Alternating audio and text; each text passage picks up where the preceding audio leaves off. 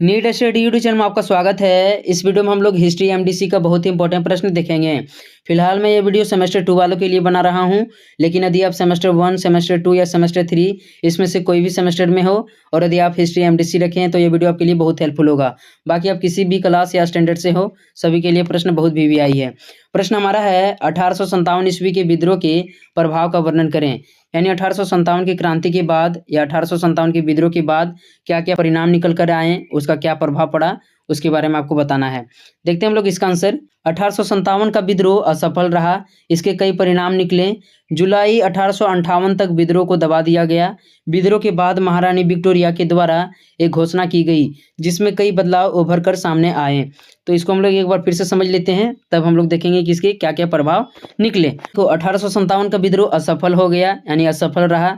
यदि उस टाइम अच्छे से विद्रोह किया जाता, सही समय पर किया जाता, तो 1857 के समय ही देश आज़ाद हो जाता। लेकिन इसमें बहुत सारी कमियां रह गया, बहुत सारी जल्दबाजी होने लगा। इस कारण से जो 1857 का विद्रोह था वह सफल हो गया। इसके परिणाम स्वरूप जुलाई 1858 तक को विद्रोह को क्या कर दिया गया, दबा दिया गया। यानी उतना भयंकर युद्ध होने के बावजूद भी, आंदोलन होने के बावजूद भी जुलाई 1858 तक अंग्रेजों ने इसे दबा दिया। विद्रोह के बाद जो महारानी विक्टोरिया थी, ब्रिटेन की जो रानी थी, ठीक है, उन्होंने क्या किया, एक घोषणा जारी किया जिसमें कई बदलाव उभर कर सामने आए। 1857 की क्रांति के बाद जो घोषणा निकल कर आया उसमें कुछ पक्ष अंग्रेजों की तरफ था तो कुछ पक्ष भारतीयों की तरफ था। इसके कई परिणाम निकले, इस क्रांति के कई प्रभाव पड़े, जिसको अभी हम लोग एक एक करके देखेंगे। तो देखते हैं हम लोग पहला पॉइंट को। पहला प्रभाव है कंपनी की समाप्ति। 1857 की क्रांति के बाद कंपनी यानी ईस्ट इंडिया कंपनी का शासन समाप्त कर दिया गया और उसके स्थान पर क्राउन जो इंग्लैंड की एक संस्था थी उसको सौंप दिया गया। मतलब भारत में पहले शासन ईस्ट इंडिया कंपनी के द्वारा संचालित होता था, लेकिन क्रांति के बाद यह ब्रिटिश क्राउन या राजमुकुट के द्वारा संचालित होने लगा। तो इसको हम लोग एक बार फिर से समझते हैं। तो देखो, जब 1857 की क्रांति के बाद जो भी परिणाम उभर कर सामने आया, ठीक है, तो उसके बाद क्रांति के बाद जो पहले भारत में ईस्ट इंडिया कंपनी के द्वारा शासन चलाया जा रहा था उसको समाप्त कर दिया गया और उसके स्थान पर क्राउन जो इंग्लैंड की एक संस्था थी। क्राउन का मतलब है जो राजा होता है, जो उसके कैबिनेट होता है जिसमें मतलब बहुत सारे मंत्री होते हैं, उसके द्वारा शासन को संचालित किया जाने लगा। यानी क्रांति के पहले भारत में ईस्ट इंडिया कंपनी का शासन चलता था, लेकिन बाद में क्रांति के बाद में यह जो शासन था यह ब्रिटिश क्राउन या राजमुकुट के द्वारा संचालित होने लगा। इसको हम लोग अभी एक और समझते हैं पॉइंट से, ठीक है। यहाँ देखिए आप नीचे में देखो, जो सम्राट होता है वह सिंहासन पर बैठने वाला इकलौता व्यक्ति होता है। यही व्यक्ति पहले भारत पर शासन चलाता था ईस्ट इंडिया के द्वारा, ईस्ट इंडिया कंपनी के द्वारा। लेकिन जब क्रांति उभर कर सामने आया, उसका जो भी परिणाम आया, ठीक है, तो उसके बाद क्रांति के बाद क्या हुआ, जो इंग्लैंड की संस्था थी क्राउन, जिसको राजमुकुट भी कहा जाता है, इसमें ब्रिटेन की एक संस्था थी, ठीक है, एक प्रकार की ब्रिटेन की संस्था थी जिसमें राजा होते थे, प्रधानमंत्री होते थे और कैबिनेट होते थे। इसके द्वारा पूरे शासन को संचालित किया जाने लगा। तो इसको आप समझ गए होंगे।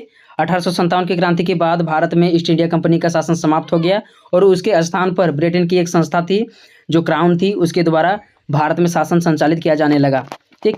दूसरा प्रभाव है हड़प नीति की समाप्ति। डलहौजी की हड़प नीति, जिसे वैगपत नीति के नाम से भी जाना जाता है, इस नीति के द्वारा अंग्रेज उत्तराधिकारी के अभाव में भारतीय राज्यों को ब्रिटिश साम्राज्य में मिला लेते थे। 1857 की क्रांति के बाद इस नीति को समाप्त कर दिया गया। इसको हम लोग थोड़ा फिर से समझने का प्रयास करते हैं। जो डलहौजी की हड़प नीति थी, जिसे वैगपत नीति या डॉक्ट्रिन ऑफ लैप्स के नाम से भी जाना जाता है, इस नीति के द्वारा यदि किसी भारतीय राजा का पुत्र नहीं होता था तो वह किसी दूसरे के पुत्र को गोद नहीं ले सकता था और उत्तराधिकारी के अभाव में जो राज्य होता था उसको ब्रिटिश साम्राज्य में मिला लिया जाता था। इसके द्वारा अवध, सतारा, नागपुर और ना जाने कितने प्रकार के भारतीय राज्यों को ब्रिटिश साम्राज्य में मिला लिया गया था। तो जिन भी भारतीय राज्यों को डलहौजी की हड़प नीति के द्वारा छीना गया था, वहाँ के राजा और जो भी जनता थे काफ़ी ब्रिटिशों से नाराज थे।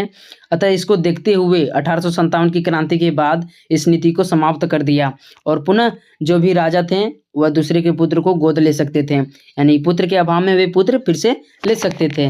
तो 1857 की क्रांति के बाद जो डलहौजी की हड़प नीति थी या वैगपत नीति थी, ठीक है, उसको समाप्त कर दिया गया। तीसरा पॉइंट है सेना में बदलाव। जहां सेना में पहले 5 भारतीय सैनिकों में एक अंग्रेज सैनिक होता था, वहीं 1857 की क्रांति के बाद इसे घटाकर 2 भारतीय सैनिकों में एक अंग्रेज सेना कर दिया गया, क्योंकि कहीं न कहीं विद्रोह भारतीय सैनिकों के द्वारा ही किया गया था। तो इसको हम लोग फिर से समझते हैं। तो देखो जो 1857 की क्रांति हुई थी कहीं न कहीं सैनिकों के द्वारा ही शुरू की गई थी। भारतीय सैनिकों के कारण ही 1857 की क्रांति शुरुआत हुई थी। मतलब जो सैनिक विद्रोह हुआ था या जो 1857 की क्रांति हुआ था इसके कारण से अंग्रेजों को बहुत सारा नुकसान झेलना पड़ा। इस तरह के आगे भी नुकसान ना हो इस कारण से 1857 की क्रांति के बाद सेना में बदलाव किया गया। तो सेना में क्या बदलाव हुआ, जो भी स्थानीय स्तर के जो भी सैनिक हुए थे मतलब जो भी मतलब जहाँ पर विद्रोह हुआ था स्थानीय क्षेत्रों के जो सैनिक थे उनको हटा दिया गया और उनके स्थान पर गोरखा और सिख सैनिकों की भर्ती किया गया।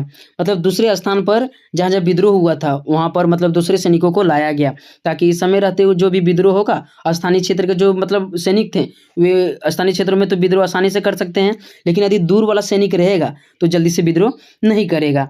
ठीक है, इस कारण से क्या किया गया, जो भी जहाँ जहाँ विद्रोह हुआ था वहाँ पर गोरखा और सिख सैनिकों की भर्ती कर दिया गया।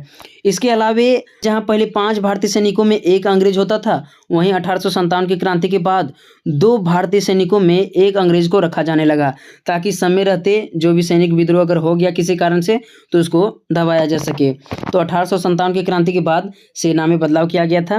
ठीक है, 1857 की क्रांति का चौथा परिणाम है देसी नरेशों की पूर्ववत स्थिति। देसी नरेशों या राजाओं की पूर्ववत स्थिति जैसी थी क्रांति के बाद वैसी ही रखी गई। पुनः गोद लेने की प्रथा या जो उनका अधिकार था उनको पुनः वापस लौटाया गया। पहले मैंने आपको बताया था यदि जो स्थानीय क्षेत्र का राजा होता था यदि उनका कोई पुत्र नहीं है तो क्या होता था, वो किसी दूसरे के पुत्र को नहीं ले सकता था और उत्तराधिकारी के अभाव में उसके राज्य को ब्रिटिश साम्राज्य में मिला लिया जाता था। इस कारण से जो स्थानीय क्षेत्र के राजा होते थे ब्रिटिश साम्राज्य के प्रति या अंग्रेजों के प्रति काफ़ी मतलब आक्रोशित हो गए थे और इसी के कारण कहीं ना कहीं उन्होंने 1857 की क्रांति में भूमिका निभाया था जो भी स्थानीय क्षेत्र के राजा थे। तो इसको देखते हुए 1857 की क्रांति के बाद पुनः स्थानीय क्षेत्र के राजाओं को गोद लेने का अधिकार दे दिया गया और वे पुनः गोद लेकर के अपने साम्राज्य को चला सकते थे। इस प्रकार से उनको अधिकार मिल गया। तो 1857 की क्रांति के बाद पहले जैसे राजाओं की स्थिति थी उनकी स्थिति को सम्मान रखा गया। ठीक है, नेक्स्ट देखते हैं हम लोग। 5वां पॉइंट है नए पद का सृजन। 1857 की क्रांति के बाद एक नया पद भारत सचिव सृजन किया गया। भारत सचिव के माध्यम से भारत के कार्यों को देखरेख करने की बात की गई। इसकी सहायता से 15 सदस्यों का एक मंत्री परिषद भी गठित किया गया। तो देखो 1857 की क्रांति के बाद एक नया पद का सृजन हुआ। मतलब जो यह सृजन था प्रत्येक शहरों या जो भी स्थानीय क्षेत्र होता था वहाँ पर 15 सदस्यों का एक भारत सचिव का मतलब गठन किया गया। ठीक है, यानी इस प्रकार का एक पद होता था जिसमें 15 सदस्य होते थे और स्थानीय क्षेत्रों के जो भी कार्य होते थे उनकी देखरेख करते थे ताकि समय रहते भी यदि वहाँ किसी प्रकार की कोई घटना हो तो उसको आसानी से दबाया जा सके इन 15 लोगों के द्वारा।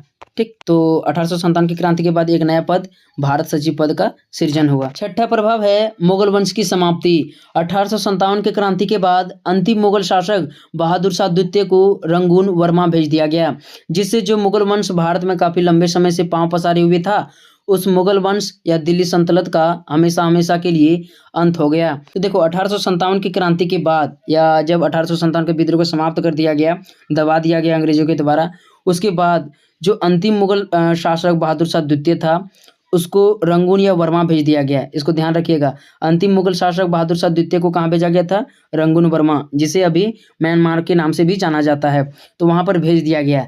जिसके कारण से जो मुगलों ने भारत में काफ़ी लंबे समय से जो पांव पसारे हुए था अपने वंश को बचाए हुए रखा था वह समाप्त हो गया। तो इसको भी आप समझ गए होंगे, भारत में 1857 की क्रांति के बाद मुगल वंश समाप्त हो गया।